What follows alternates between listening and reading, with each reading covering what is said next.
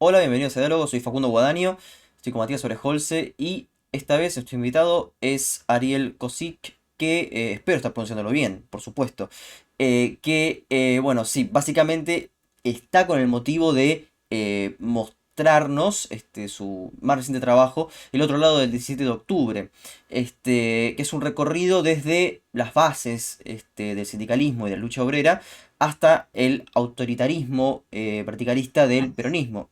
No obstante, no vamos a estar recorriendo específicamente este trabajo, sino otros que él ha hecho con Hugo Gambini. Así que bueno, ¿cómo están Matías? ¿Cómo estás? Ariel también. Bueno, todo muy bien, muy bien. Gracias por la invitación. Acá también muy bien, muchas gracias Ariel por aceptar la entrevista. Y me gustaría empezar yo con una pregunta bastante personal, ¿no? Escribiste varios libros con Hugo Gambini, que es uno de los historiadores más importantes de lo que es el peronismo, uno de los pocos que se atrevió a escribir una historia del peronismo desde una visión muy crítica, ¿no? Una visión muy interesante que fue rescatada por muchos otros autores. Y me gustaría saber cómo fue trabajar con Hugo, cómo era él como persona, ¿no? Falleció, si no me equivoco, recientemente. ¿Cómo fue trabajar con Hugo Gambini? Bueno, la verdad que surgió una amistad, ¿no? A partir de un contacto que hubo por interés en común, por los temas de historia del peronismo.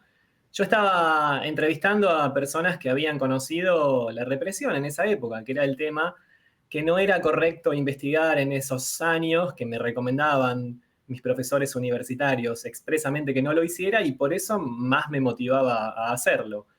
Hugo Gambini conocía a muchos de esos ex detenidos, ex torturados y demás. Bueno, nos presentaron a través de un amigo en común y la verdad es que surgió ahí un gran intercambio, ¿no? La verdad, un tipo muy generoso. Creo que el primer día, es decir, el día que lo conocí, me invitó a tomar café a la casa, la seguimos, me regaló libros, cantidad de libros de él, de otras obras. Y bueno, en ese intercambio surgió la idea de hacer artículos en común, trabajos en común y, bueno, un libro, porque era la etapa en que se discutía el peronismo desde una relectura, por así decirlo, atravesada por el kirchnerismo, debates, disputas simbólicas, digamos así. Y para mí una visión muy, muy distorsionada o muy evasiva de las cuestiones más siniestras. Nosotros investigamos crímenes, secuestros, torturas, deportaciones, un régimen que llegó a ser, podemos decir, un estado policial. Una imagen completamente edulcorada se tenía de eso cuando hablamos de, bueno, el justicialismo social, los barrios nuevos, el pueblo en la plaza, la felicidad. Creo que siempre se hace un uso político de lo que más o menos conviene en determinadas circunstancias. Pero Hugo era un tipo muy, muy generoso, desprendido. Más allá del gran conocimiento que él tenía directo, porque había entrevistado a los protagonistas centrales del peronismo, ministros, diputados, sindicalistas, etcétera, se abría completamente, te prestaba lo que necesitara, siempre muy abierto a renovar su perspectiva, que eso es importante. A veces los intelectuales son muy celosos de que alguien descubra cosas que él no vio, bueno, todo lo contrario. Ya, no, si esto de los crímenes en Formosa, cosas que yo no había investigado, o algo que se pueda renovar de mi mirada del 17 de octubre, casualmente, este libro que lancé este año, que habla específicamente sobre el 17, ahí teníamos una serie de miradas encontradas que teníamos que llevar a un acuerdo, porque él tenía una perspectiva del 17 de octubre que no era exactamente la que fui construyendo yo, no del todo en todo caso.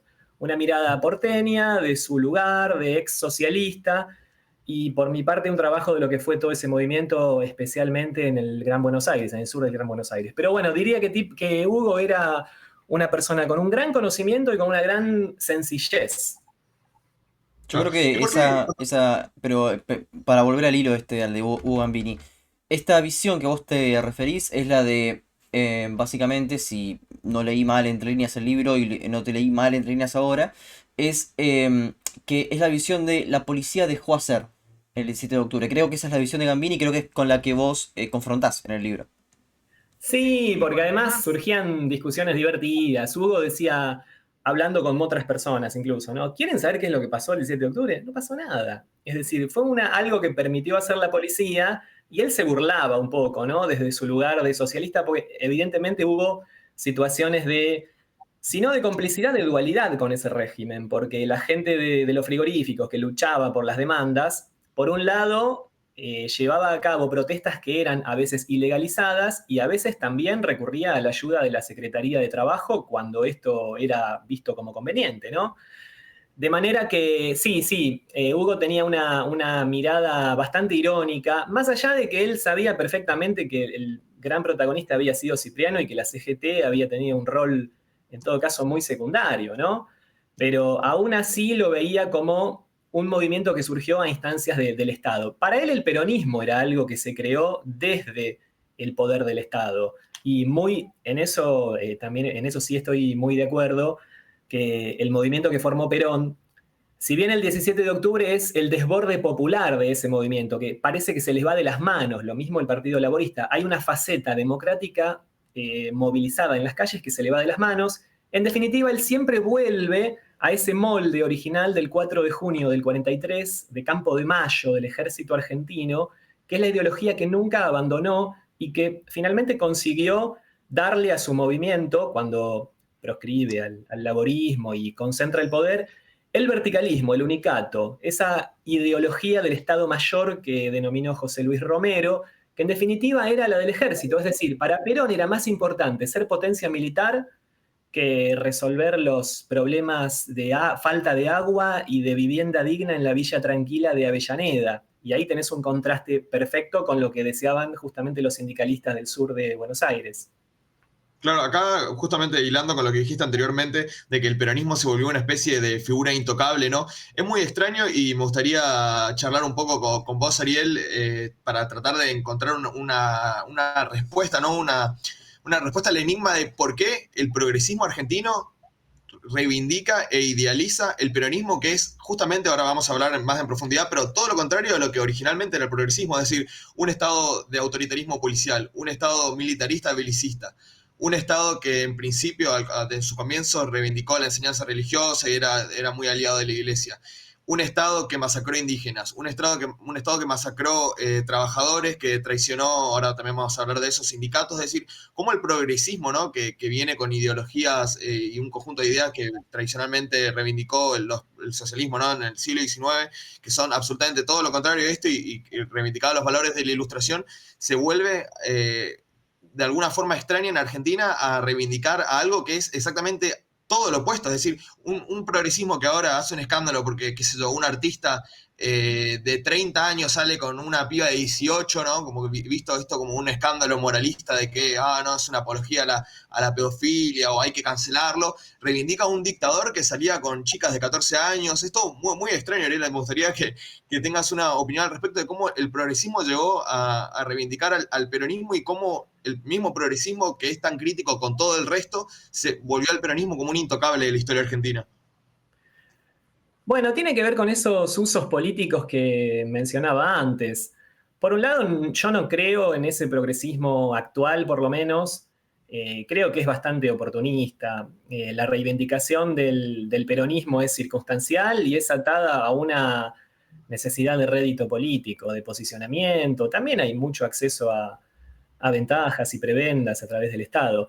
Ahora, si vamos a lo que era el progresismo, yo no me voy a ir a la Ilustración, pero en el 45 se usaba ya esa palabra y se decía, incluso en el campo obrero, ser progresista era algo bien visto. Ahora, tradicionalmente en el campo político estaba más asociado a, podemos decir, Palacios, a la gente del Partido Socialista, Alicia Moró de Justo, bueno, a sectores que hacían por lo menos una defensa de la Constitución Nacional y de los derechos que ella posibilita, ¿no? Por lo menos. Ahora, lo que pasa es que el peronismo se traga en buena parte a la izquierda argentina, monopoliza el espacio político y muchos deciden trabajar desde adentro del peronismo como una forma de supervivencia. El Partido Comunista Argentino muy rápidamente pasó de ser antiperonista a tratar de maniobrar desde adentro del peronismo, por lo menos una parte del partido. Y después muchos sectores que habían sido antiperonistas, la época de José Luis Romero, de Borges, bueno, la gran mayoría de la intelectualidad universitaria de los años de Perón era, por lo menos la más prestigiosa, el premio Nobel, José, era antiperonista. Ahora, con el tiempo, los años 60, empieza a cambiar eso, es decir, muchos hijos de antiperonistas se empiezan a volcar al peronismo desde sus hogares de clases medias, podemos decir rebeldes de clases medias, que lo ven como algo que está proscripto y que en definitiva enciende alguna llama de resistencia o de rebeldía. No es algo racional, se supone que el progresismo sí es algo que es racional. Ahora, esto de batallar contra el sistema, a como dé lugar, o de encontrar la forma de hacerlo, no, me parece que va más por el lado de lo, bueno, no diría de lo emocional, pero de algo que no es necesariamente racional. Ahora, hay muchas etapas de lo que vos podés llamar progresismo. Después viene la dictadura militar, antes de la dictadura militar. Bueno, el regreso de Perón, los usos políticos en torno al regreso de Perón. Hoy, por ejemplo, tenés a la candidata Patricia Bullrich, que ella fue de la Juventud Peronista y reconoce expresamente que ella era de esos sectores, pero no era peronista. Es decir, ella misma dice, no éramos peronistas sinceros, simplemente hacíamos un uso de la figura de Perón para acercarnos al pueblo, por así decirlo. Creo que eso ha marcado un poco los usos de la figura de Perón. Y lo que vos llamás progresismo, creo que tiene un sentido muy fuerte en la postdictadura. Es decir, el progresismo que apoya a Alfonsín, el progresismo que defendió la democracia, el juicio a las juntas, la vida y la paz, ahí realmente toma un gran protagonismo en la cultura, en la vida política, en la educación, con una gran autoridad moral, porque es la denuncia del pasado dictatorial y la necesidad de la refundación de una democracia. Sin embargo, el progresismo hoy en día, por ejemplo, con el tema de la AAA, ahí es como bastante polémico. Yo lo digo porque he pasado en la Universidad de Historia Argentina con profesores ultra peronistas fanáticos, teóricamente progresistas, ¿no? Y el tema de la AAA era casi un tabú, no había forma de abordarlo de forma objetiva, ¿no? Era como algo muy complicado para ellos aceptar, bueno, la existencia de la AAA y su forma de camuflarlo, digamos, era decir, bueno, Perón no sabía nada, todo esto era culpa de López Rega. Era la Por mano. supuesto. Sí, por supuesto. De hecho, el alfonsinismo, con su buena intención de hacer un juicio a las juntas, desde ya que en ningún caso llegaba al peronismo. Es decir, digamos, el pacto de convivencia democrática era ese, no investigar los crímenes del peronismo, de la AAA, de Perón, de Isabel. Y eso que decís vos del sesgo, por supuesto, yo también lo he vivido. Cuando hablábamos sobre la AAA, sobre la responsabilidad del peronismo en la represión, hubo y sigue habiendo un negacionismo muy grande. Yo creo que ese negacionismo a muchos de nosotros nos impulsó a investigar más Ahora, todavía. pero acá hay una cosa que es interesante, ¿no? ¿Por qué es una condición sine qua non en el 83 para el retorno de la democracia que el peronismo sea parte de un pacto? Es decir, que sin Luder o Cafiero no hubiese habido o sea, sin una modernización del peronismo o sin la participación de este dentro del alfonsinismo como un sector dialoguista, al mismo tiempo que estaba Ubaldini, también recordemos eso. em, Vos decís como que es parte de un pacto nacional, casi como de un acuerdo. ¿Por qué se da esto?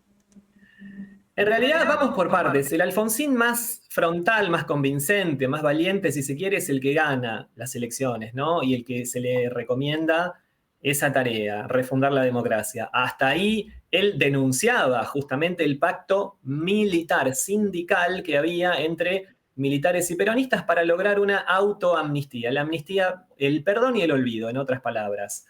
Ahora, con el correr de los años 80, bueno, Alfonsín se da cuenta que el sostenimiento del gobierno democrático pende de un hilo, hay planteos, alzamientos militares, y que el peronismo en definitiva es una fuerza con la que hay que contar. Él fue muy trabajoso en ese sentido, muy empeñoso en lograr que el peronismo de la mano de Cafiero, como bien decías, se convirtiera en una fuerza más democrática. Él decía que se pueda juzgar al peronismo por el presente y no por el pasado, darle esa oportunidad. Sí, algo así. De hecho, Cafiero estuvo en la Semana Santa y había algunas señales esperanzadoras, por lo menos para los radicales. Ahora, como decimos, han pasado muchísimos años y es el día de hoy que se le sigue pidiendo al peronismo que se convierta en una fuerza más democrática. Es decir, algo de todo eso no funcionó. Claro. Me parece que fuimos como muy rápido, ya llegamos a casi los 80 y la idea era tratar el peronismo de forma más general. Así que después de este repaso breve, ¿no?, de la historia general del peronismo, me gustaría ir a las bases. Me gustaría hablar un poco de la literatura que hay con respecto al peronismo. Bueno, está los libros de Hugo Gambini, que son lectura obligatoria para todo el que le interese saber profundamente y minuciosamente y con una perspectiva crítica lo que fue el peronismo. ¿Y qué otros libros, qué otras obras te inspiraron, te motivaron o te dieron una visión, digamos, que haya contribuido a tu forma de ver el peronismo? Bueno, se podría Bueno, mencionar, si no me equivoco, el libro de Carlos Fait, es uno que lo citás bastante en el libro Las traiciones de Perón, no sé si algún otro. sí, y un poco antes de esto te digo que no, tenía sentido venir hasta acá, ese pequeño recorrido que hicimos, porque en definitiva son las distintas miradas que hace el progresismo. Recordemos que la historia se escribe desde el presente y desde ese presente surgen los nuevos interrogantes para volver a revisarla. Así que tenía su sentido. Sí, sí, Bueno, sí. con respecto a los libros inspiradores, a mí me ha inspirado a veces más no sé si la conexión emocional o mi historia. Bueno, yo soy del sur del Gran Buenos Aires y tengo vínculos familiares, amistosos, herencias. Bueno, todos estamos un poco atravesados. Si me pedís obras, sí, sin duda los trabajos que ha hecho Gambini. También hay obras literarias a veces que han... Vos me preguntabas por el caso de la literatura. Lo que Gambini hacía era reconstrucción periodística de los hechos, ¿no?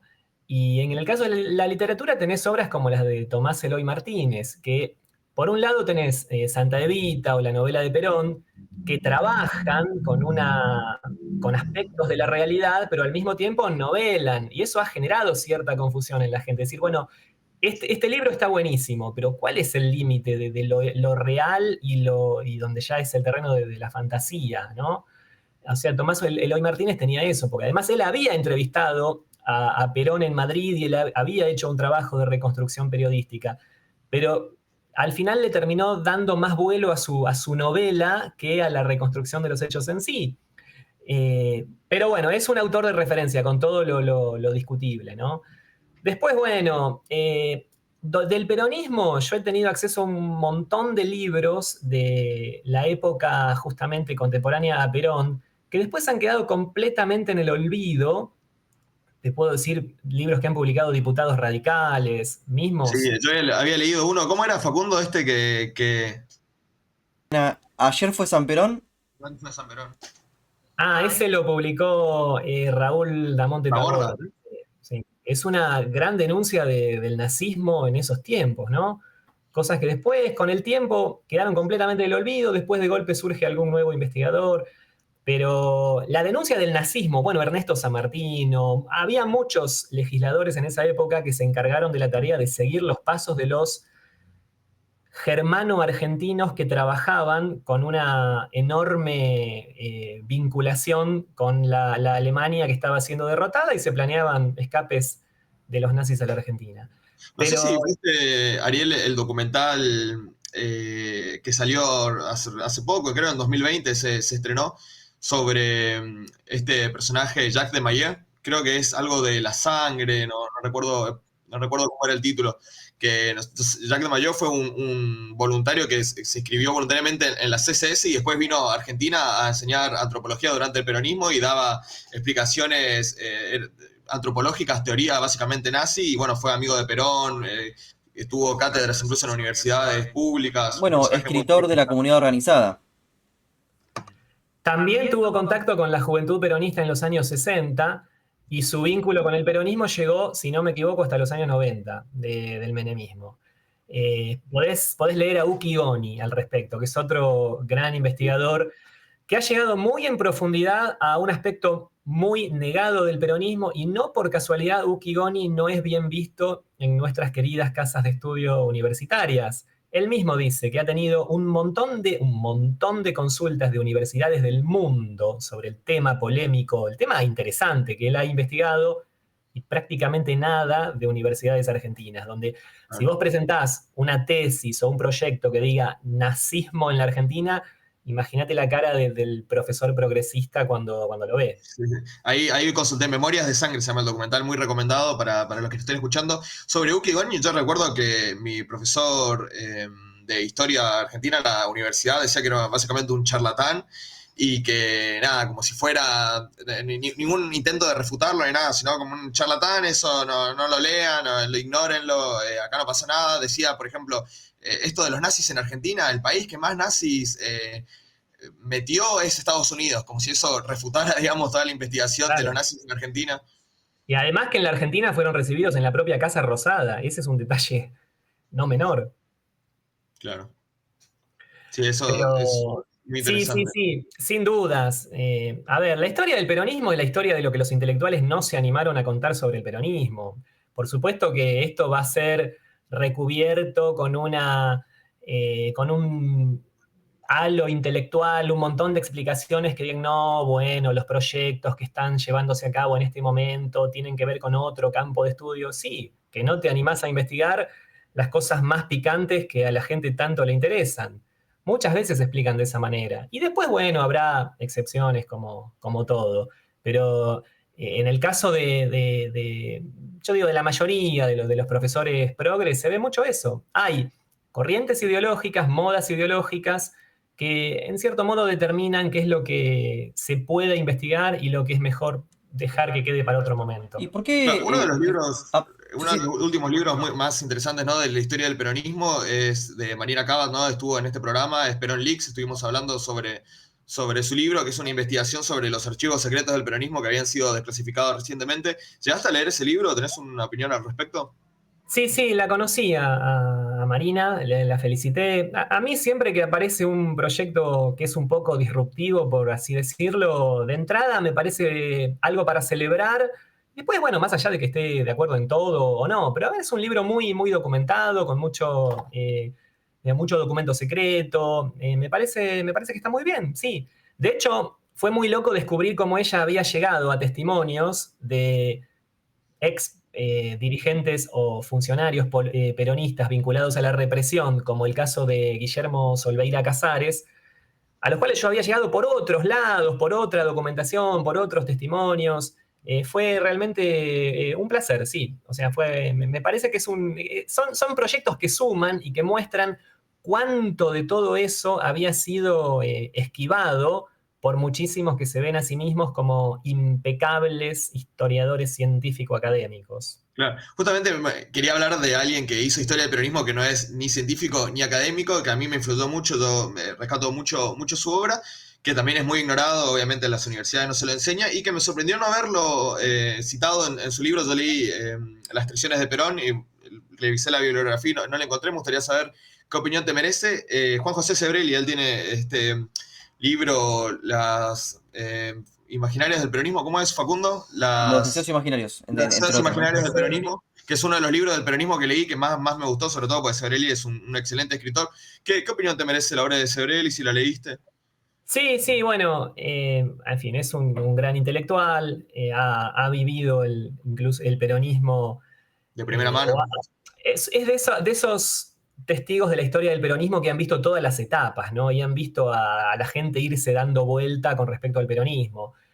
Creo que el libro es muy bueno, es un poco pionero en todo esto, ¿no? El título está muy bien puesto y ahí ya anticipa bastante de todo esto que te menciono, ¿no? De casos de tortura, de represión, de autoritarismo.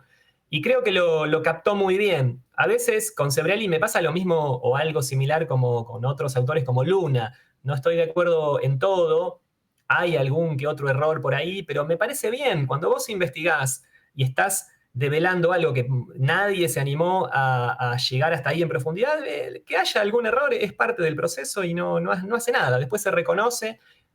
Creo que ellos han tenido incluso la sinceridad de reconocer cuando algo, en el caso de Luna, por ejemplo, sí, cometí errores en tal y cual libro y después los he ido subsanando. Excelente. No, lo que quería preguntar era, básicamente en tu libro, sobre el 17 de octubre, lo que haces es una reconstrucción de eh, el otro 17 de octubre, es decir, te basás en los obreros y particularmente en Cipriano Reyes. Me gustaría ir por dos puntos. ¿Por qué Cipriano Reyes es tan eje central en este libro, más allá de haber escrito el libro Yo hice el 17 de octubre, ¿no? Que lo escribió Cipriano Reyes, ¿por qué es tan central para vos como investigador? Y al mismo tiempo, ¿qué es, más allá de que acá sabemos qué es, pero qué fue el Partido Laborista Argentino? ¿Tuvo algo que ver con el inglés? ¿Cómo fue eso? Bueno, la figura de Cipriano, yo reconstruí bastante los casos de dirigentes obreros de sindicatos autónomos del sur del Gran Buenos Aires en particular y de otros distritos también. Y Reyes es un poco en la punta del ovillo, es, digamos, un caso referencial. Si bien no es el único, reúne un montón de pistas para acceder a un rostro del peronismo que no es visible si vos te manejás con las categorías de análisis convencionales o más vinculadas a la tradición narrativa del peronismo. Reyes ha sido una figura interesantísima por lo que se ha jugado por la clase trabajadora, por sus ideales, no solo por los trabajadores, porque en el caso de Berisso, el sindicato autónomo de la carne de Berisso estaba totalmente identificado con la comunidad en un sentido amplio. Esto incluye gente de quintas, pescadores, algún que otro estudiante. Es decir, creo que en Berisso, desde el 43, empiezan a hacer un movimiento de una raigambre popular, que es lo que luego va a ser el movimiento laborista, y de ahí va a salir el movimiento nacional que hoy llamamos peronismo. Pero buena parte del sustrato originario de todo ese discurso, de todos esos símbolos, como el propio bombo peronista, por ejemplo, nacen ahí en Berisso y bajo un liderazgo de Cipriano Reyes yo los testimonios que he reunido de gente de Berisso lo referenciaban prácticamente como una señora que era una prostituta de Berisso, decía un héroe popular, más allá de su condición de líder sindical, que excedía incluso el campo sindical. Y con respecto al Partido Laborista, sí, él, si bien el laborismo se da a sí mismo un discurso muy, muy argentino, popular, criollo, no niega la inspiración que tomó del Partido Laborista británico que había ganado las elecciones del 46, nada menos que frente a Churchill, ¿no? Claro. Justamente, Es el laborismo argentino comparado, o sea, la comparación es un poco, o sea, si comparamos tal partido con el Partido Laborista, después Partido Peronista, bueno, es un poco, creo que un poco apresurado, ¿no? Hay muchas discrepancias más que convergencias, o Sí, divergencias más que convergencias, digo. claro, lo que yo decía es que el peronismo, muchas de las banderas que usó las robó o las tomó de ahí. Es decir, la figura del descamisado, la plebe callejera, las formas de movilización, cierto lenguaje, bueno, como te decía, algo tan simbólico como el bombo, y un montón de frases y elementos que salen de ahí, de esa base laborista popular. Ahora, es cierto que, como digo en el libro, el Estado peronista se quedó con el 17 de octubre, se quedó con esas banderas y encarceló a su creador y persiguió y marginó a otros dirigentes, porque Cipriano no es el único, insisto. En casi todos los sindicatos, el peronismo, luego del año 46-47, puso interventores que no habían sido votados por nadie y que en la mayoría de los casos colaboraban con la policía cuando había obreros desobedientes. Así también se ayudó a construir el partido peronista o el verticalismo peronista. claro, justamente eso iba a decir, la figura de Cipriano Reyes y del Partido Laborista son una de las grandes figuras que Perón traicionó, como mostrás en tu libro, Las traiciones de Perón, son dos ejemplos casi paradigmáticos de traiciones de Perón. Sí, la verdad que sí, porque es al campo obrero sindical, ¿no? Por supuesto que el peronismo te va a decir que es al revés y que que Reyes fue quien traicionó a Perón, porque a Perón no se lo discutía y qué sé yo. Bueno, no, eso no es así. Es decir, los dirigentes sindicales tenían todo el derecho del mundo de deberse a las bases antes que al poder peronista, porque eran ellas quienes los habían llevado hasta ahí, quienes los llevaron a ser dirigentes, a ser luego diputados y al Partido Laborista. Es decir, si él había sido elegido diputado por el Partido Laborista y aceptaba mansamente la disolución de ese partido, era una traición a esas bases. Perón era un líder político muy, muy calculador, muy frío en ese sentido. No, digamos, incluso si ves, él termina eliminando al Partido Laborista. Ahora, durante el 45, cuando él ni siquiera confiaba en una fuerza política popular propia, hizo enormes esfuerzos para arreglar con Amadeo Sabatini, es decir, que estaba dispuesto a integrar una fórmula presidencial con el líder del radicalismo con tal de llegar al poder. Claro. Ahora me gustaría que más adelante hablemos específicamente de las estrategias de Perón como político. Algo que quería mencionar es que generalmente lo que suelen responder los sectores de estos que veníamos hablando, ¿no? Del progresismo pro-peronista, es que sí, bueno, Perón cometió autoritarismo, cometió excesos, pero en su época esa era la norma y que en todo el mundo era igual o peor, y que entonces el peronismo no es tan malo en su contexto. Pero algo que es interesante mencionar y que observás en tu libro es que todos los dirigentes democráticos que había en América Latina rechazaban a Perón y al peronismo, y que Perón solo tuvo asilo en países gobernados por dictaduras, ¿no? Mirá, si querés armarte una buena historia del peronismo, lo que tenés que hacer es recorrer diarios de nuestros queridos vecinos de Sudamérica. Empezá por Uruguay, seguí por Brasil y después seguí por Chile. También podés ir por Bolivia. Mirá archivos y esa historia del peronismo contada, por ejemplo, en diarios uruguayos, de todo lo que no se podía publicar en Argentina, eso solo te da para volúmenes, porque es tal cual lo decís. Para empezar, esa afirmación de que el autoritarismo era necesario, a mí me parece gravísimo. Vos cruzabas el charco y en Uruguay ya tenías una realidad muy diferente. El país más democrático de mayor continuidad democrática en la región era visto como el más cumplidor en cuanto a derechos humanos, por ejemplo. No por nada, en Montevideo de entrada se vio a Perón como un líder vinculado al nazismo cuyo ascenso había que evitar, y en todo momento Uruguay fue solidario con los exiliados argentinos, radicales, socialistas, en fin. Yo creo que hay una gran manipulación de la historia, porque además el Partido Laborista era una fuerza democrática que le daba a Perón la posibilidad de liderar un partido que se ataba completamente, según su programa de realizaciones, a la Constitución Nacional, que no pretendía llevarse puesta la Constitución como hizo Perón en el 49, sino que la misma Constitución del 53 reunía, daba las bases para hacer posible la consagración de todas las demandas obreras por las que ellos peleaban, sin necesidad de taparle la boca a un dirigente opositor y sin necesidad de deportar trabajadores que no se sometían a la CGT como se hizo durante el peronismo, haciendo uso de la vieja ley de residencia. Claro.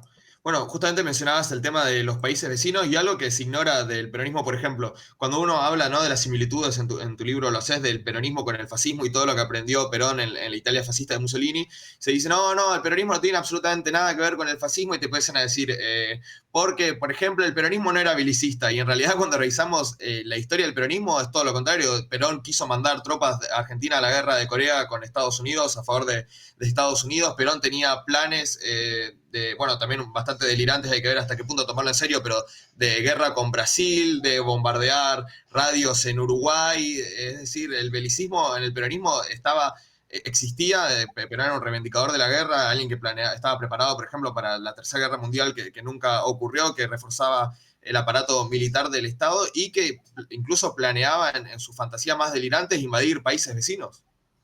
Sí, de hecho, el peronismo trabajó muchísimo en países vecinos. Tenés la obra de Loris Sanata, La Internacional Justicialista, donde te cuenta todo, digamos, los gastos que insumió, la fortuna que gastó el peronismo en penetrar, por así decirlo, ideológicamente a países vecinos, buscando el surgimiento de líderes políticos afines. Esto compra de radio, compra de periodistas, pero en Cuba se han comprado radios. El peronismo tenía una disponibilidad de recursos muy grande después del fin de la Segunda Guerra Mundial, ¿no?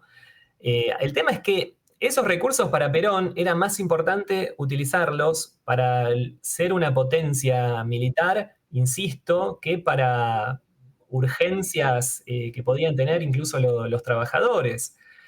El que te diga que el peronismo no tenía planes belicistas simplemente está demostrando que no leyó documentos tan básicos como el primer plan quinquenal del peronismo. Si lo lees, vas a ver el enorme contenido militarista que tiene. Estoy hablando de gastar una fortuna en cuarteles, pistas de aviones, material bélico, toda clase de pertrechos para armar a la Argentina antes de que este país logre su propio desarrollo. Es decir, si vos me preguntás, supongamos que tu objetivo es ser potencia militar, pero primero está el desarrollo, es decir, el desarrollo del acero, siderúrgico, petrolero, para a partir de esas bases pensamos que Argentina grande querés planificar, pero ¿cómo vas a, ante todo eso, poner todo, o por lo menos una enorme cantidad de recursos en el armamento, en el aspecto militar? Sí, Perón tenía un clarísimo deseo expansionista y esto está demostrado en muchísimos documentos y en libros muy buenos que se han escrito, como el de Sanata que te decía. Claro, justo ahora no estoy viendo, ahí te veo, se había cortado la imagen, a Facundo todavía no lo veo. Bueno, esto que decís justamente es muy irónico, ¿no? Porque entra en total contradicción la historia real con el discurso progresista, ahí lo veo a Facundo, con el discurso progresista, porque el discurso progresista hoy en día, por ejemplo, usa la palabra colonialismo como el mayor insulto que pueda haber, y esto que decís muestra una clara intención colonialista del peronismo con los demás países vecinos de América Latina, que incluso eran, como decía, muchísimo más democráticos, en parte, ¿no? Esto del discurso no anticolonialista también choca totalmente con la represión a indígenas tremenda que ordenó el peronismo. De hecho, uno de los argumentos que se dicen cuando uno intenta comparar algunos aspectos del peronismo con el fascismo es, no, pero el peronismo nunca hizo un genocidio. Y ahí hay que ver si se puede considerar de alguna forma genocidio, por ejemplo, lo que hizo el peronismo con los Pilagá en Formosa. Bueno, ahí hay varios elementos. Por un lado, países democráticos en la región sí había, por ejemplo Uruguay, pero no nos olvidemos que también fueron surgiendo dictaduras. Claro. Y Sí, sí, dictadoras que, bueno, eran los que tenían buena relación con Perón, justamente. justamente, Perón ha sido aliado de casi todos los gobiernos militares de la región. Esto incluye Stroessner en Paraguay, bueno, en Trujillo, sí. Colombia, sí, Trujillo. Digamos que en los primeros años 50 en América Latina había muchas dictaduras. Y Uruguay se mantenía como la excepción democrática, por así decirlo. Ahora bien, me preguntabas por los aspectos de colonialismo o de represión. Bueno, el discurso peronista original, vamos al 46, que es cuando se empieza a hacer la doctrina, lo que va a ser la doctrina peronista, la verdad es que no hacía una reivindicación de lo que es el indigenismo, como muchos años después lo hizo el progresismo o algún sector del peronismo. Todo lo contrario, reivindicaba la conquista española, y esto está en discursos del propio Perón de los 12 de octubre. Perón era un gran amante de lo clásico, una persona que se había formado leyendo autores como Plutarco, Séneca, él había conocido Europa y tenía muy marcada esa inspiración. De hecho, en los años del peronismo, la política inmigratoria está en documentos, privilegiaba la llegada de inmigrantes españoles, italianos, de cierto material humano, por así decirlo, con un tono muy fascista, y hay un antisemitismo ahí en esos documentos. Y con respecto digamos, a la cuestión de los pueblos originarios, como se lo llama hoy en día, no, lo que hay en el plan quinquenal es simplemente bueno, vamos a ir progresivamente integrándolos al bienestar nacional. Ahora, ya en el 46 tenés la represión al Malón de la Paz. Eso sucede en noviembre del 46. Esa gente había venido acá luego de que Perón en su gira de campaña de aproximadamente un año atrás les prometiera dar la tierra a quien la trabaja, allá en Jujuy. Es decir, que esa gente estaba, en definitiva, buscando algo que le habían prometido, no era que venía de una manera intempestiva y, como se sabe, fueron reprimidos. No fue la única represión. De hecho, en un nuevo trabajo que estoy haciendo he descubierto una gran matanza por enfermedad, mortandad de indígenas por enfermedad que hubo a principios del 46. De eso ya hablaremos. Ahora, lo del 47 es una masacre de dimensiones que todavía no llegamos a establecer. Eh, lo que sucede es que la censura de prensa sobre estos hechos fue la mayor. Si bien algún diario salteño, el Intransigente, llega a reflejar muy parcialmente lo que sucedió, fíjate que los propios adversarios de Perón tampoco llegaron a conocerlo debidamente. Por supuesto, el gobierno nacional de ninguna manera podía estar, para empezar, está en documentos, pero como un gobierno que se jactaba de controlar cada rincón de la Argentina, de tener más poder que cualquier otro gobierno, iba a desconocer que eso se produjo. Y no sé si lo querés llamar genocidio, masacre, son miles de personas que fueron, sí. Fusilado.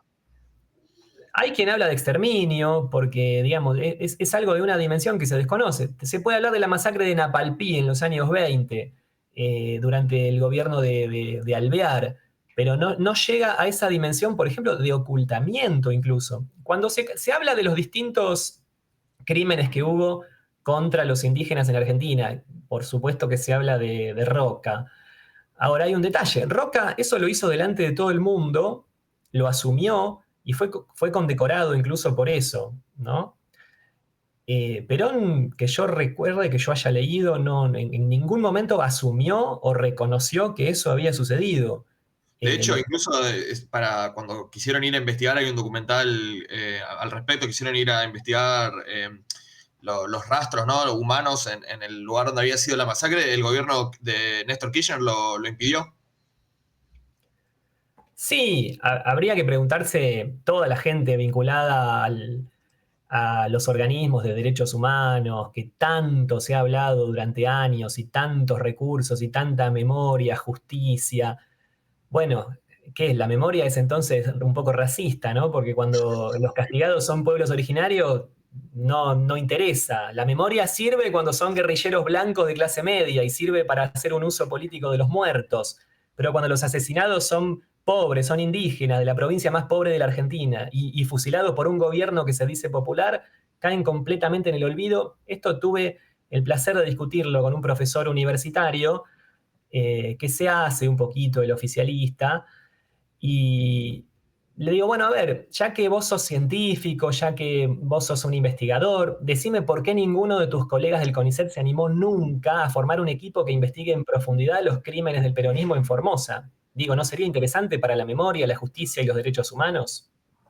Ahora, acá hay un tema interesante, ¿no? Que es el supuesto diario Pampa bonaerense, ¿no? ¿Qué podemos decir al respecto? El diario, perdón. Pampa bonaerense, o sea, el diario, el diccionario, perdón, diccionario, quise decir. A ver, amplíame un El, poquito el porque no. diccionario indígena, que había hecho El que había Perón, ¿cómo era? escrito, que había Ah, escrito Perón, que sí, resultó sí. ser un plagio. Sí, sí, fue una copia, es una copia de Perón de otro autor especializado Sí, sí, sí. especializado en el tema. Fue una de las dos copias muy reconocidas que hizo Perón en su carrera. Sí, En realidad, tengo acá en el libro Las Triciones de Perón, el párrafo donde lo menciona es muy gracioso. sí, toponimia era ese, porque por otro lado, él se jactaba de tener un conocimiento, como él había vivido en la Patagonia, y no nos olvidemos que él tenía una parte de su sangre indígena, y él decía que había tratado mucho con mapuches y que tenía su. Pero ahora, esto lo copió de otro autor, Sí, evidentemente. el Perón plagiador también muy pocos lo conocen. Otra cosa es, como detalle, ¿no? Leo un parrafito del libro Las Triciones de Perón, hablando sobre colonialismo, ¿no? En las Naciones Unidas el gobierno peronista no votaba por los países coloniales, sino por los colonialistas, por Francia contra Marruecos, por Holanda contra Indonesia y por Sudáfrica contra la India, alineado en el Departamento de Estado de los Estados Unidos. Acá también algo que a un progre por ahí le puede hacer un poquito de ruido, ¿no? Sí, más que ruido, a mí me pasa las veces que lo he hablado con algún progre, como decís vos, o algún joven peronista de estos días, es que no le importa demasiado. Es decir, tiene su propia idea ya formada de lo que fue o de lo que debería ser, o de los deseos imaginarios, como decía Sebrelli, y los hechos de la realidad no es algo que lo inquieten demasiado. Sí, efectivamente, el peronismo, sobre todo en la etapa en que es urgente mejorar las relaciones con los Estados Unidos, ¿no? Perón no tenía ninguna duda de que estaba del lado occidental, porque además era la época del combate al comunismo, y en eso Perón se ofrecía como el gran gendarme de América Latina. Perón tuvo como adversario al comunismo en sentido amplio, Sí, desde desde la el época del gobierno. Go hubo una persecución de Claro. comunistas, parte de... Pero en los mismos documentos del Go, desde los primeros momentos, se lo define como el combate al enemigo disolvente. Después lo llamó gérmenes patógenos, agentes demoníacos. Bueno, es eso, es lo que él consideraba comunismo o fuerzas disolventes en sentido amplio. Y Hay sí, en una las película votaciones muy buena de... internacionales estaba Sí, sí, siempre con las potencias colonialistas, por supuesto. Después surgió, digamos, eh, con los años quiso, digamos así, retrospectivamente, reformular lo que él decía, fui pionero del tercermundismo. Lo que vos ves revisando la historia es que fue más bien lo contrario en muchos aspectos. Quería recomendar, no recuerdo el nombre, ahora estoy buscando. Hay un documental hecho con publicidad de. Ahí está, Permiso para Pensar, acá lo encontré. Hecho con publicidad Sí. oficial del peronismo, donde se ve claramente la persecución ideológica, sobre todo a los comunistas y a los socialistas. Casi es indistinguible. Si lo pones en italiano, es un documental fascista. Bueno, viste que ese documental te muestra la sección especial y hace incluso una defensa de la sección especial. Te lo dice, el gobierno ha afirmado este organismo que combate al comunismo y te muestra a la policía llevando obras Quemando del libros comunismo, comunistas también. tomando libros de la editorial Problemas. O sea que era algo perfectamente asumido. Y habla de la progresista sociedad argentina en combate contra las ideas disolventes. Fíjate qué parecido que es el término al que se usó en los 70. En definitiva, esa idea de que hay un enemigo interno que hay que combatir, que es bastante vieja en la Argentina, que la encarnó muy bien el Go, que la encarnó el peronismo. Después es algo que usan los militares del 76, cuando se considera que ese enemigo interno ha crecido a límites que hacen necesario un combate extremo, por así decirlo. Claro, hay algo que yo aprendí leyendo el libro de Marina Kabat, que no lo sabía, que nadie lo estudia, nadie lo dice, es que, bueno, volviendo, retomando el hilo, ¿no? De este debate imaginario entre alguien que intenta mostrar las similitudes del peronismo con el fascismo y alguien que dice que no hay ningún vínculo. Una de las cosas que también se dicen es que, bueno, el peronismo no tiene antisemitismo. El libro de Marina Kabat muestra claramente cómo el GO, principalmente por escritos que eran hechos por Perón, persiguió a judíos y hubo una gran persecución antisemita en la Argentina en las épocas del gobierno del GO. Lo que pasa es que un intelectual progresista te va a contestar que eso era por cuenta de funcionarios que estaban en el gobierno peronista, pero que Perón quizás no tenía tanto que ver con eso. Siempre existe esa tangente de salida, pero sí, claro, de hecho en el 45 tengo documentos que muestran que hubo golpizas incluso a judíos. Se hicieron actos de desagravio a los judíos en el barrio 11. Y si ves los testigos de esa época, qué sé yo, Jacobo Timerman, entrevisté también a un viejo militante de la hebraica de esa época, que ellos tenían grupos de autodefensa para defenderse de otros sectores como la Alianza Libertadora Nacionalista. No nos olvidemos que la Alianza Libertadora Nacionalista, que si bien tuvo sus buenas y sus malas, apoyó a Perón, era un grupo que reivindicaba abiertamente al eje, y ha tenido, bueno, con el comunismo se enfrentaban en la calle, se ponían bombas, en fin, practicaban una violencia bastante extrema. Sí, claro que hubo. Lo que pasa es que yo no sé por qué incluso, qué sé yo, hay gente de la propia colectividad judía que ha querido tapar un poquito o negar estos aspectos. Digamos, los nazis que Perón trajo a la Argentina, obviamente que seguían siendo nazis. Es decir, me ha tocado investigar bastante historia de Europa del siglo XX, y el fascismo o el nazismo, si bien fueron derrotados militarmente, lo que vino después fue una suerte de reconversión allá en Europa, o los que se escaparon a América Latina o a Estados Unidos. Es decir, Perón tenía una frase que es muy adecuada. Él decía que durante una guerra se aclaran terriblemente los intereses de todos los sectores. En cambio, la paz, la posguerra o la posdictadura, si se quiere, trae una bruma de convencionalismo pacifista. Creo que es muy ajustado. Es decir, ¿qué hicieron los nazis alemanes? Se reconvirtieron en demócrata cristianos de centro derecha, por así llamarlos, y se pusieron a administrar el milagro de recuperación alemana, precisamente. No es que esa gente dejó de pensar, incluso hay informes de los ocupantes estadounidenses que muestran el grado de antisemitismo que seguía habiendo. Eso siguió en el mundo, es decir, fueron derrotados militarmente, pero no sus ideales fueron cambiados. Y los que vinieron a la Argentina tampoco se arrepintieron de lo que de aquello en lo que habían creído. Claro. Algo que me gustaría... Ah, sí, sí, Sí, sí, Facundo. no, es que hay una cosa que quizás no es muy conocida y me gustaría saber si lo consideras un polo de oposición en cierta manera coherente. Bramuglia, de alguna manera negociando con Estados Unidos de una manera positiva, y Cook, si se quiere, como el ala más combativa del peronismo, ambos, si se quiere, Bramuglia y Cook, traicionados por Perón. Sí, lo que pasa es que Perón usaba gente de todos los sectores. Él no tenía en ese sentido demasiados prejuicios. Mientras a él le sirvieran que la inteligencia dijera que Cook era un comunista o una persona de izquierda, bueno, mientras juegue para nosotros, no era algo que le preocupaba, porque Cook jugaba dentro del peronismo. En ese sentido, era leal, por así decirlo.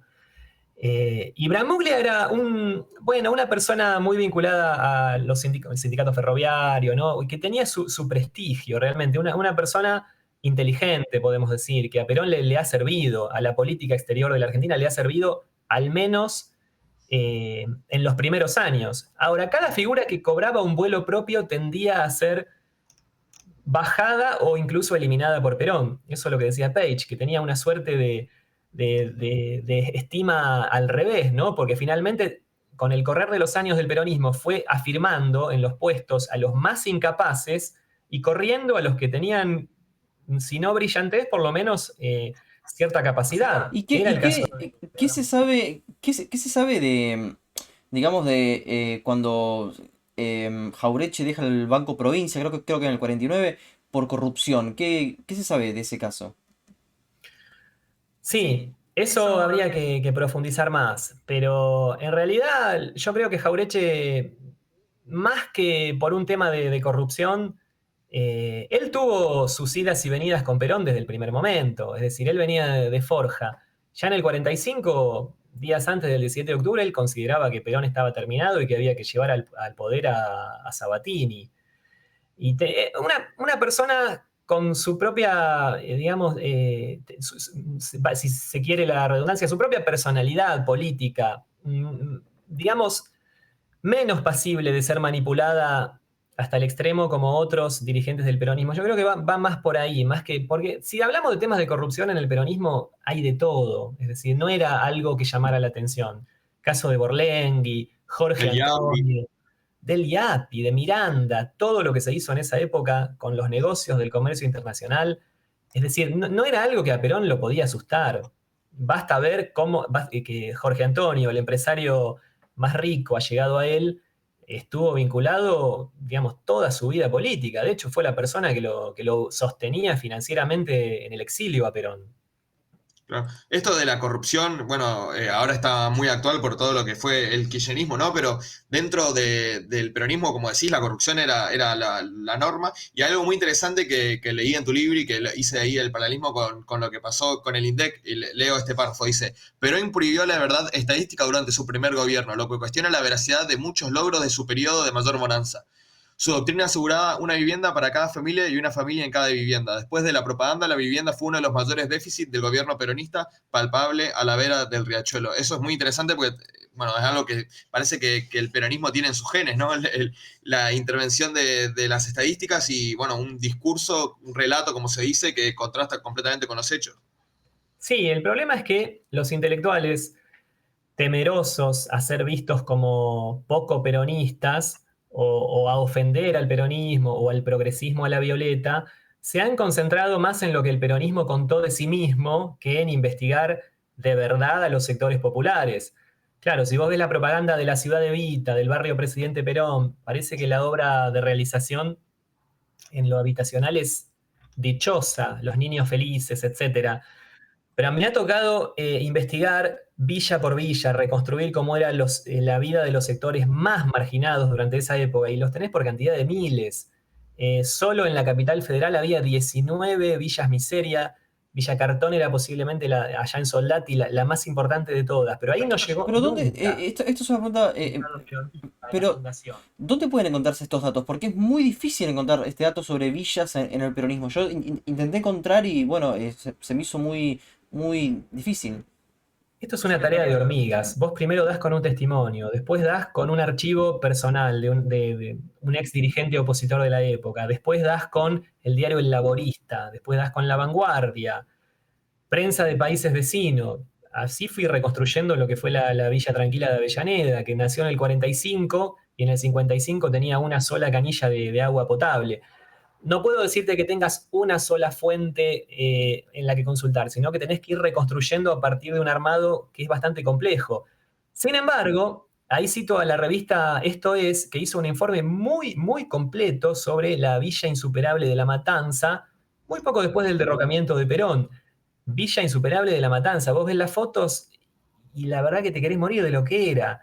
Y eso era una dimensión de la realidad matancera mucho más fidedigna que esa foto de la ciudad de Vita que es para consumo publicitario de lo que después serían historiadores superficiales, por así decirlo. A mí me Claro, parece mucho más interesante ir a algo más crudamente real, por más que contraste el mito de la democratización del bienestar, como la llamó Juan Carlos Torre.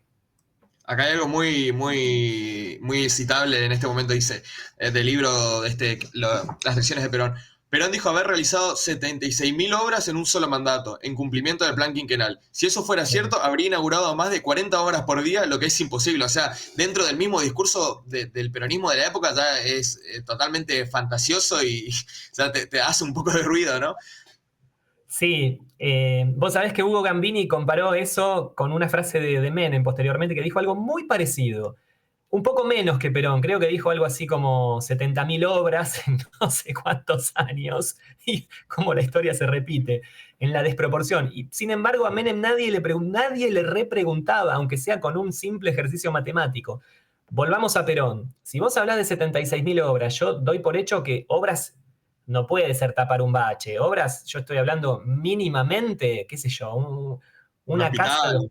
Sí, un puente, no puede ser, bueno, hoy pintamos media pared, porque eso no cuenta como obra para llegar a 76.000.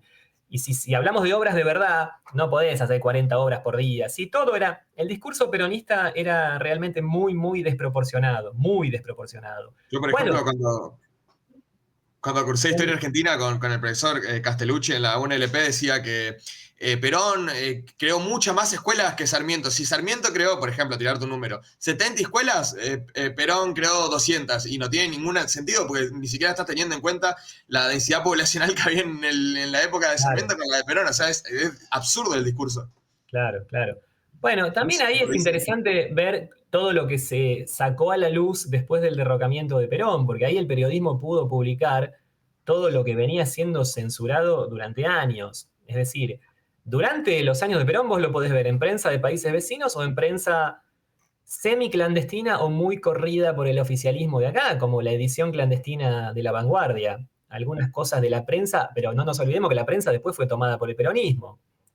Es decir, poco a poco se generó una censura muy grande. Y sí, yo creo que el aspecto de la justicia social es clave porque es el centro del discurso peronista y es donde más contradicción encontrás, pero bueno, hay que animarse a investigarlo, insisto. Cuando recuerdo otro intelectual universitario que vio mi trabajo sobre las villas, miseria en años de Perón, te juro que no lo podía creer. No lo podía, no, pero estás engañando al lector. No, vos te engañás a vos mismo porque nunca te animaste a investigarlo, simplemente. claro. Uno de los grandes mitos del peronismo es su solidaridad con San Juan después del terremoto del 44, que también queda completamente refutado en su libro. Sí, por supuesto. Eso sí podés ver, hay cosas en los diarios porque, digamos, hasta el 45, eso fue en el 44, y todavía un año después, incluso en Clarín, en la prensa, podés ver registros de esto, de cómo todavía había gente que seguía viviendo a la buena de Dios, y lo peor de todo es que esto se prolongó durante años y años. Es más, como probablemente hayas leído, buena parte de San Juan fue reconstruido por los enemigos de Perón. Una gran paradoja en eso. Ahora, es otra cuestión central, ¿no? Vinculada al tema de la justicia social, porque ¿qué podía haber más urgente para el peronismo, si nos atenemos a su discurso justicialista, que atender a las víctimas de una tragedia que sucedió en el 44 y que Perón la aprovechó para hacer un lanzamiento político a nivel nacional. O sea, no había nada más urgente en ese momento que aliviar las condiciones de vida de esas personas. ¿Qué podía ser más urgente? ¿Comprar tanques de guerra? ¿Comprar aviones? Claro. Hay, Hay algo que es clave para mí, que es, bueno, desde ya la gratuidad o el acceso público a la universidad comienza con Perón. Ahora, ¿cómo eran las universidades peronistas? Esa básicamente es la pregunta. ¿Cómo eran? ¿Qué era lo que se impartía en esa universidad pública? Bueno, lo que pasa es que ustedes me ponen de un tema al otro y ese ya es un mundo en sí mismo. De hecho, da para un libro, el tema de la universidad en los tiempos de Perón. Bueno, la universidad fue digamos, una plaza de resistencia desde el primer momento. O sea, fue rápidamente vista por el núcleo militar que rodeaba a Perón como un adversario. La FUA, la Federación Universitaria Argentina, muy poco después del golpe del 4 de junio ya plantó bandera. Conocí, entrevisté, tuve amistad con quien fue el presidente de la FUA en esos años, Néstor Granzelicha, y muchos de sus compañeros de militancia. Para ellos no había la menor duda de que era un régimen fascista. Ellos lo caracterizaban de esa manera y nunca se engañaron en tal sentido. Y en ese sentido el movimiento universitario reformista mantuvo las mismas banderas del 43 hasta el 55. La universidad fue intervenida ya en el 43, no te olvides. Fue cuando Palacios hace su célebre renuncia para no obedecer al gobierno militar. Él dice, mi única ley es el estatuto universitario. Ahí fue cuando Einstein le escribió desde los Estados Unidos, junto a otros intelectuales, felicitándolo. Durante el régimen militar, la fuga fue clandestina prácticamente. Cuando avanza la oposición en el 45, que después de la guerra se da esa situación. ¿Hola? ¿Estamos bien? La va a retomar, así que puedes Perfecto, continuar. Sí. bueno. Después del fin de la Segunda Guerra se da la avanzada opositora contra Perón y ahí se cree que la universidad se va a recuperar. Entonces vuelve a hacerse cargo los viejos directivos democráticos de la universidad. Pero ¿qué pasa? Perón gana las elecciones y al año siguiente la universidad es nuevamente intervenida. Es interesante el reflejo que hacían de todo esto, insisto, nuestros países vecinos. Argentina es un país, decían, donde los cerebros más, digamos, las personas más prestigiosas de la universidad quedan afuera y le dan trabajo en las cátedras a gente que nunca había pisado un aula, gente que militaba en la Alianza Nacionalista, gente que tenía militancia política, gente que la sacaban a veces de cualquier lado, y el premio Nobel argentino, Bernardo Hussein, no podía estar en la universidad dando clases. O creo que Hussein, Jorge Luis Borges tampoco. no, de hecho a Borges lo sacaron de la Biblioteca Nacional. Bueno, Borges, incluso su familia fue reprimida, ¿no? Cuando se hizo la manifestación de las mujeres en el 49, la madre y la hermana de Borges, las dos fueron encarceladas. Sí, sí, el núcleo intelectual, artístico de mayor prestigio de esa época, puedo hablar de Emilio Petoruti, de tanta gente importante de la cultura, en general la pasó muy mal. Muchos se exiliaron. El caso de Petoruti, que lo echaron de Bellas Artes en Buenos Aires y triunfó en París.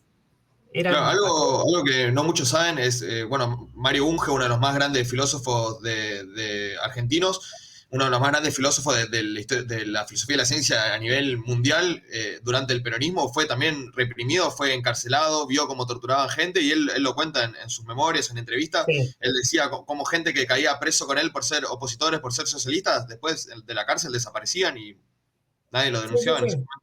Conocí varios ex dirigentes estudiantiles torturados en la época de Perón, de la época de Perón. ¿Y qué pasa? Ellos decían, nosotros teníamos todo el derecho del mundo de luchar por nuestro ideario reformista democrático. Para nosotros la universidad tenía que ser autónoma. Además, un viejo principio reformista era la solidaridad obrero-estudiantil. Y la FUA, mal que les pese a muchos, ha apoyado huelgas obreras durante los años de Perón que el propio peronismo reprimió. Estoy hablando de huelga ferroviaria, por ejemplo, que ellos la apoyaron y el peronismo la reprimió a palazos. De manera que no necesariamente el movimiento universitario era antipopular como la narrativa peronista ha pretendido instalar. y el funcionamiento de la universidad peronista. Cuando se habla de la universidad... Sí, no, lo que dije, lo resumo, ¿no? Que cuando se habla de la universidad peronista que se llenó de hijos de obreros, si eso hubiera sido cierto, la FUA no hubiera seguido siendo la organización más legítimamente representativa. Tulio Alperindongui lo cuenta con toda claridad. El peronismo no sabía qué hacer con la universidad. Por eso puso muchos profesores universitarios que no tenían la menor idea de lo que hacían ahí. Insisto, la mediocridad y el alcahueterío, que incluía un gran sistema de delación, fue muy bien descrita en obras como, por ejemplo, Historia de la Universidad de Buenos Aires de Tulio Alperindongui. Yo la recomiendo. El capítulo que le dedica al peronismo es muy esclarecedor en ese sentido, de alguien que lo También vivió. la obra Breve Historia Contemporánea de Argentina de José Luis Romero, recuerdo que hablaba de cómo funcionaba la Universidad Peronista expulsando a opositores y poniendo propaganda, gente afín al partido, etc. Toda clase de prebendas para quienes aceptaban ser de la CGU, que era la organización peronista universitaria. Pero ahí tenías pibes que no se recibían nunca, pibes que no estudiaban. Bueno, esto ha hecho escuela después, ¿no? Sí, Es decir, sí. generar un oficialismo universitario de gente que no se destaca en nada más que en hacer rosca y que no se sabe muy bien para qué está ahí. Y que además de eso, además tenían el escaso compañerismo de delatar a quienes tenían alguna idea o algún tipo de militancia contraria al régimen. Claro. Después, bueno, Facundo perdió conexión, no sé si quedó grabado, estábamos retomando la figura de Alfredo Palacio como uno de los emblemas de la resistencia de izquierda, ¿no? A lo que fue el peronismo. Sí, Palacio, bueno, lo que pasa, yo decía, Palacios era un símbolo, insisto, del país, más allá del Partido Socialista, ¿no? Tenía un prestigio muy grande a nivel internacional, porque además él había sido un gran impulsor del reformismo universitario, y él logró que ese ideario reformista que venía del 18 en Argentina se expandiera por América y despertara la admiración de universidades en América Latina. Es decir, él fue un gran adherente a esas ideas. Tenés el Palacio socialista y tenés el Palacio, yo diría, reformista, muy, muy identificado con la universidad libre y autónoma, en el caso de La Plata en particular, porque él era el presidente, así se dice en La Plata, presidente de la Universidad de La Plata cuando emerge el peronismo. Y él tuvo que ver en esa resistencia del 45, cuando volvió del exilio uruguayo, felicitó a los estudiantes de La Plata como los héroes de la lucha contra la dictadura, así los definió. Bueno, y él se mantiene en sus 13 durante todo el peronismo, es decir, no hay punto de negociación. Por otro lado, también digo que Palacios a esa altura estaba, vamos a decir, un poco aburguesado, si se quiere, en cuanto a, ya era una figura veterana Palacios, ¿no? Para mí, ahí, porque hay que llegar a un equilibrio en todo, ¿no? Y yo creo que cuando surgió el laborismo con esas demandas obreras tan fuertes de reconocimiento inmediato, quizás Palacios sintió un poco de celos en eso de, bueno, yo he sido el gran impulsor de todo esto desde principio de siglo, y ustedes no son laboristas, son fascistas. Es decir, no podía haber nada bueno en el otro lugar. Y yo creo que no siempre las cosas son tan blanco o negro. Probablemente había gente valiosa también dentro del laborismo con la que Palacios podría haber congeniado. O quizás la tuvo clara desde siempre y vio que ahí era un régimen autoritario y que no había nada que hacer. Pero bueno, en contrapartida, los peronistas te van a decir que después Palacios termina identificado con la Revolución Libertadora, ¿no? Y con hechos de represión de la Libertadora. De manera que yo no busco purismos en las figuras, pero creo que sí, que hay que reivindicarlo como el luchador que fue, más allá de los errores que haya cometido, porque bueno, si hablamos de legislación obrera, de derechos del trabajador, si hay un político que se ocupó de eso desde principios de siglo, fue él, ¿no? Claro. Y disculpa, Ariel, que te llevamos, como decís, de un lado para el otro con temas muy complejos, pero para tratar de abarcar un poco los tópicos más importantes del peronismo, bueno, nos quedan por lo menos dos, que es la figura de Eva Perón y la constitución del 49. Ustedes en su libro la ven desde una posición crítica. Dicen que aunque muchos la elogian, convalidó la deportación de trabajadores y refrendó instrumentos de represión militar y policial. Y obviamente esto, los sectores afines al progresismo lo ignoran completamente y ven a la Constitución del 49 como algo progresista, algo que modernizó el país, etc. Sí, es parte del verso, digamos. La Constitución del 49, ellos lo reconocieron, era para la reelección de Perón. Fue así de asumido en el Congreso de la Nación. para permitir que el régimen continúe con el liderazgo de Perón. Y sí, en esa constitución vas a leer, digamos, bases de lo que después sería la potestad de usar el ejército para reprimir al pueblo. ¿Por qué? Porque los delitos de seguridad de Estado que venían del 45 están ahí afirmados y continúan vigentes hasta el 55. O sea, la Constitución del 49, si bien se da en un marco de supuesta democracia, reafirma postulados de Perón que vienen de un gobierno anterior a la democracia, que vienen de un régimen militar.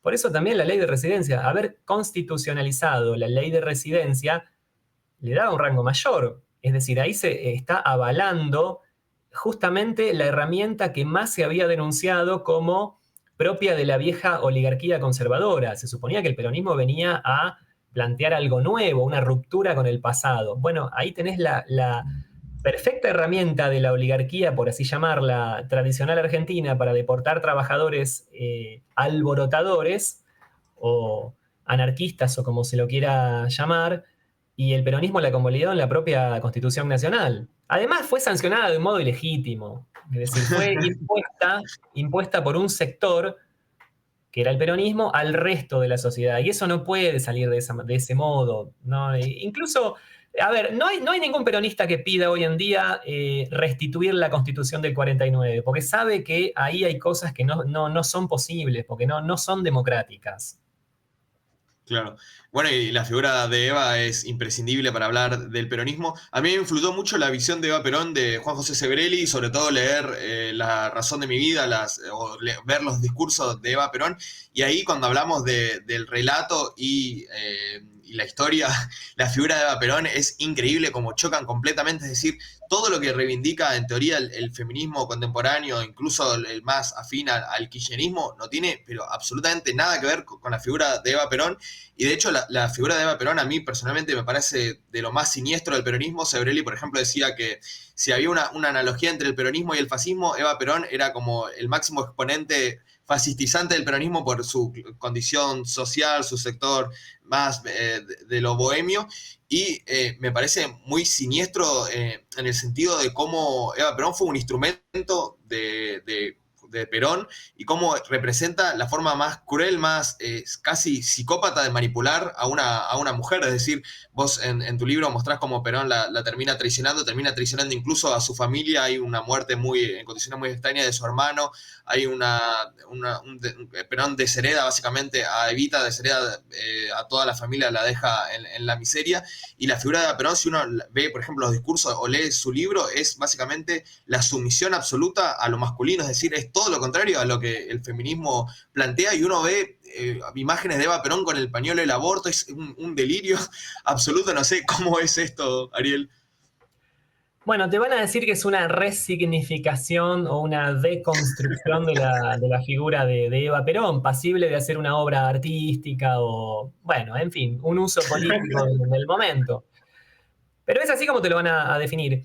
Ahora, vos decías recién mencionaste la herencia. En realidad Perón le robó la herencia. Es decir, no, de verdad, falsificó el testamento para que no le quedara nada a la familia de Eva, lo cual es impensado. ¿Cómo Evita no le iba a dejar nada a su mamá, que ella la quería, siempre la quiso, o a sus hermanas? Y sin embargo, no le dejó absolutamente nada, todo para Perón. Ese testamento como si hiciera falta bienes económicos aparte a Perón. Sí, por otro lado. Pero además, la familia Duarte le hizo un juicio a Perón que duró 18 años, se lo terminó ganando. Bien, no, en cuanto a Evita, a ver, pero vos hablás de la manipulación que Perón hizo de Evita. Sí, es cierto. Yo no sé qué intenciones tenía Evita cuando comenzó o empezó a alumbrar sus primeros pasos en política, o hasta dónde era sincero su amor por los oprimidos, o si realmente en ese momento no le importaba nada, porque cuando vos lees los reportajes que le hicieron en el 45, podés ver Radiolandia, otras revistas. Ella prácticamente no tenía opinión política, es decir, no hablaba de política. Se refería más que nada a cuestiones de la actuación, de la fama, de lo que ella esperaba para su futuro artístico y demás. Lo que pasa es que se ha hecho un mito tan grande que da para todo y cada uno se lo imagina como más le gusta o le da la perspectiva. Sebrelli muestra, por ejemplo, cómo Evita no tenía absolutamente nada que ver con lo que fue la tradicional lucha por el voto femenino, como si Alicia Morales de Justo, y capaz que una feminista progresista de hoy sabe quién es Eva Perón, te puede dar una opinión de Eva Perón, pero ni sabe quién es Alicia Morales de Justo, quedó completamente olvidada cuando fue realmente ella la que bueno, tuvo una importancia en todo lo que fue el movimiento feminista de Argentina. De hecho, gente como Victoria Ocampo, que también era como pioneros, fueron reprimidos por el peronismo. Sí. De hecho, incluso encarceladas y... Bueno, lo que pasa es que el trabajo político. Mira, uno de mis libros favoritos de historia, de política argentina, que lo escribió un ex torturado por el peronismo, justamente, Emilio Gibaja junto a Rodolfo Pandolfi, comienza diciendo que buena parte del trabajo político se arraiga en la fantasía. Es una frase que realmente, porque la política trabaja con eso, trabaja con el imaginario. Bueno, estamos hablando de hechos, de estadísticas, de datos de la realidad. Eso viene en segunda instancia. Lo que moviliza son símbolos, emociones, imágenes, fantasías, insisto. Y con el tema, con la figura de Eva Perón, a través de la enorme propaganda de la del gobierno peronista, del cine, de todo el montaje publicitario de la subsecretaría, luego Secretaría de Informaciones, y el uso que se le ha dado en el tiempo, ¿no? Que los distintos sectores políticos hicieron de ella, si Evita viviera sería montonera, etcétera. El uso que se le ha ido dando, bueno, se convirtió en un mito que da para todo, pero en definitiva, vos decías Alicia Moró de Justo, tantas mujeres que lucharon, sí, pero no contaron con el aparato publicitario de un gobierno que llegó a imponer prácticamente su verdad única en determinado momento de la historia argentina. Claro, ustedes en el libro hacen un paralelismo entre Apple y Goebbels, ¿no? El Apple vendría a ser como el Goebbels argentino del peronismo. Bueno, se decía eso en esa época, se jugaba un poco con esa comparación. No sé si el Goebbels, pero fue un gran organizador técnico de la propaganda peronista en todo sentido, porque cuando digo propaganda peronista, esto incluye también el sistema estadístico falseado, o el cine, los carteles, a toda hora. Gambini en eso siempre recordaba, era algo que vos, en todo momento, vos entrabas a un cine y estaba Perón hablando antes de la película, y la escuela, Y los prácticamente libros todos los sectores, los libros, y el De último hecho, gran espacio a ocupar fue la iglesia, que no por nada hubo problemas con la iglesia. El peronismo pretendía ocupar también el terreno religioso. sí, De que manera querían dar una que, imagen de Perón como un dios, como el sintoísmo japonés, básicamente. claro.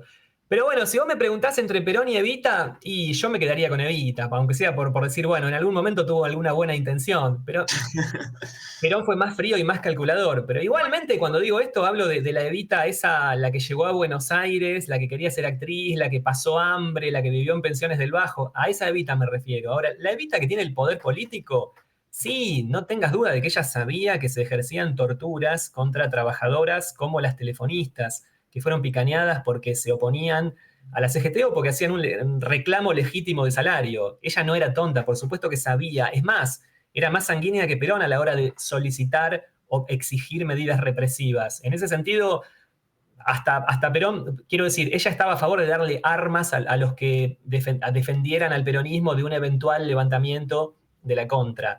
Era menos reflexiva que Perón en ese sentido, que se supone que Perón como militar debía tener algún tipo de evaluación de las fuerzas en pugna, de lo que a dónde podía llegar el derramamiento de sangre, una guerra civil, etcétera, ¿no? Claro. Pero bueno, la figura de Evita da para todo. Vos me preguntabas por literatura, mira, se ha hecho un libro hablando del campo literario ahora, ¿no? No de la realidad. Creo que se llama Los bustos de Eva. Ese te lo recomiendo, es bastante divertido, de Gamerro. Dentro de la temática peronista se sale de lo cliché, de lo convencional, y creo que realmente interesante. Digo de los últimos, ¿no? Libro Ahora, para recomendar. como última pregunta, pues ya tenemos casi como 2 horas. Claro, hay algo que olvidamos, que son los supuestos derechos peronistas, ¿no? Siempre una cosa que se dice es, bueno, si criticas a Perón, no critiques el aguinaldo. ¿Qué podrías decir sobre esto? Bueno, sí, está bien. Y está bien. Si criticás a Perón, entonces no vayas a un hospital que se llama Perón porque te vas a estar curando y- No, no camines por la calle Juan Domingo Perón. claro, exacto. No, lo que pasa es que vos decís el aguinaldo. En esa época Sí, obviamente, los obreros lo recibieron como algo bienvenido. Ahora, habría que descontarle al aguinaldo todo lo que te robaron con la inflación durante tantísimos años, porque en definitiva la inflación también la perdés. Yo si me das a elegir, sí, que se quede el aguinaldo, dale, pero quiero que mi salario valga lo que dicen que vale, y no Para los que no menos de sepan, la la mitad. inflación viene ya del primer gobierno peronista, es decir, Claro, casi a que la eso inventó voy. el peronismo en Argentina. A eso voy. A ver, no por nada los obreros de la carne que hicieron el 17 de octubre con mayor protagonismo que cualquier gremio, meses después, casi enseguida, ya estaban protestando y peleando con la policía frente al Congreso Nacional y gritando traidores a la horca porque están abandonando lo que nosotros más queremos. No queremos monumento al descamisado, esas cosas que dicen ustedes. Queremos nuestras leyes, nuestras conquistas, nuestro estatuto de la carne para asegurar nuestra lucha y que no nos persigan compañeros, que no manden a la policía, que no manden a los militares como hicieron en Berisso, que mandaron el Regimiento 7 de Infantería de La Plata a contener la propia protesta obrera, ¿no? O sea que los famosos derechos justicialistas son un lindo enunciado, pero insisto, hay que ir a ver cómo se cumplieron efectivamente. En realidad lo que más se elogia de la Constitución del 49 es eso, es la inclusión de esos derechos, que de hecho la del 57 lo mantuvo, ¿no? Por Crisólogo Larralde. Pero vos en una ley, en una carta magna, podés poner un conjunto de excelentes intenciones y si no guardan aplicabilidad con lo que es tu economía realmente, no es una buena ley. Es decir, una buena ley tiene que guardar aplicabilidad. Si vos le prometés a la gente que tiene derecho a vivienda digna, hospital, buena salud, buena educación, todo eso garantizado por la Constitución Nacional, y se pasa 30 años sin educación, sin buena educación, sin buena salud, sin estabilidad, sin un trabajo en blanco, y la gente termina creyendo que eso es puro verso, es decir, se desprestigia el propio sistema democrático. Bueno, eso pasó, digamos, mi opinión personal es que en gran parte el auge del liberalismo, ¿no? Con Milei y esta gente que ya cuestiona en sí la existencia misma del Estado, en gran parte son jóvenes que terminaron completamente defraudados de que en este país se hable de que el Estado cubre todas las necesidades, de que el Estado es súper generoso, de este Estado omnipotente, omnipresente, y que cuando vas a un hospital público esté en ruinas, o que cuando vas a una escuela no hay techo. Es decir, toda esta especie de idealización del Estado, al no verse reflejada en la realidad, uno es entendible que haya ciertos sectores, sobre todo jóvenes, que tengan una visión totalmente opuesta a lo que desde los colegios, desde las universidades, se estuvo enseñando como que era el paraíso, ¿no? El paraíso peronista. Sí, ahí hay algo que es la hipocresía o la canallada, si se quiere, de ese progresismo que describías antes, que se pasó años adulando a un gobierno que o a varios gobiernos que en definitiva han incrementado la pobreza en la Argentina. Y vos no le podés decir a un pibe que recién está empezando que es un imbécil simplemente porque está harto de que lo roben, lo estafen y le mientan. Yo no estoy de acuerdo, es decir, vos hablabas de esas ideas de, qué sé yo, por mi formación, me gusta la escuela pública, hay un montón de cosas que yo defiendo. Ahora, un pibe que me dice, mirá, lo que vos vendés como verso progre, lo único que sirvió es para que mi viejo no tenga laburo, para que yo esté como estoy ahora, para que no haya esperanza en la Argentina. ¿Qué clase de votación correcta me podés vender vos si lo que vos estuviste votando durante todos estos años nos llevó a donde estamos exactamente ahora? Entonces, no lo puedo tratar de imbécil ni mucho menos. En todo caso, habrá que trabajar o discutir de otra manera, porque es la verdad, todo lo que el progresismo vendió durante estos años ha logrado que la Argentina tenga la mitad de su población en la pobreza. No lo podemos negar. Bueno, creo que es un excelente cierre, Ariel. Muchas gracias por todo el tiempo. Como decía Facundo, te retuvimos acá 2 horas, pero interesantísimo charlar con vos, por eso no siento culpa, digamos. Bueno, me alegro, Sí, me sí. alegro. Así es, Ariel, bueno, este fue un episodio de Diálogos, otro más. La verdad que Ariel, te agradezco muchísimo el tiempo, fue muy enriquecedor y esperemos contar otra vez con vos, si no es mucha molestia, porque el peronismo parece ser infinito. Bueno, no, muchísimas gracias a ustedes, de verdad, la pasé muy bien, muchachos, y cuando quieran, me gustó mucho, mucho esta conversación. Gran abrazo para ustedes. Un gran Igualmente. abrazo, Chau, chau. saludos.